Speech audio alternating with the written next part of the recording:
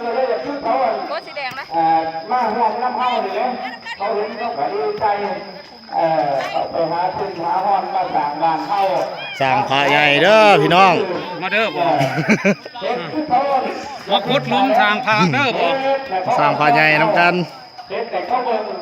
เงินมาซอยแน่ซอยสร้างพระแน่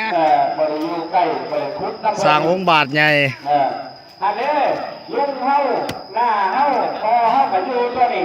เพิ่นกับพุทธน้ำเพิ่นเนาะโอ้ยดีใจเลยเขากับเห็นกันวันเสาร์ยกเสาย่อเสาเด้อวันเสาร์เป็นยกเสาพระเสาโยกแค่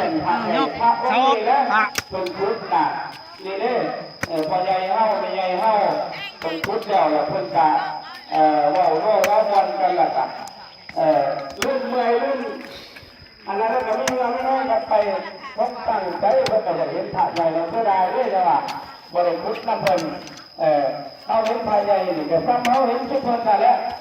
การนี้ได้เห็นแต่ลักลุกเห็นแต่ลักลุกเมื่อยอยู่นี่เพิ่นก็นั่นอันนี้เขาก็ว่ากันแล้วนะแล้วจากเขาไปเห็นหัวเห็นห้อยจุ่มห้อยแล้วก็ได้เห็นว่าคือประตูโค้งเข้าเห็นอยู่ในเป็นของไทยตอนยกเสาประตูโค้งกันทุกข้าลืมเข้าไปแล้วลืมนะแต่ซึ่งจุดกรุงเทพเขาบันทึกไว้เขาเราเขาบริโภคน้ำเขาอยู่ไกลแต่เขาบันทึกไว้เขาตัดเป็นทีละลึกนะเขาบอกว่าเขาได้เรียกอะไรเราก็ได้อะไรเขาที่ยังมาได้ทุกคนไม่ได้บันทึกแต่เรางานมากเลยเนาะวันนั้นมันนี่ซึ่งอยู่เขาอยู่ใกล้เขาเห็นเป็นเดียวเขาตัดทายไว้เขาตัดบันทึกไว้สร้างพระใหญ่เด้อองค์ใหญ่ที่สุดของแข้งสวรรค์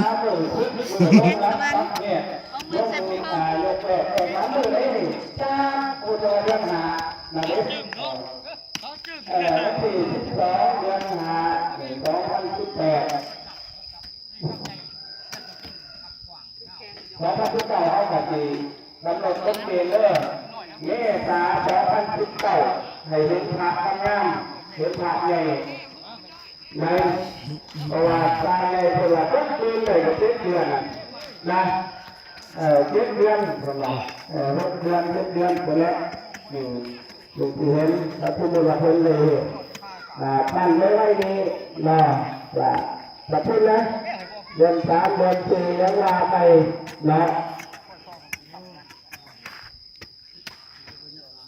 ไม่ได้เลยเขาเมษาหรือว่าเขาได้หอดปีนะถ้าพูดว่าเมษาเนี่ยบ้านคือเขาเช่าปีบุญบางคนตายไปก่อนแหละครับพี่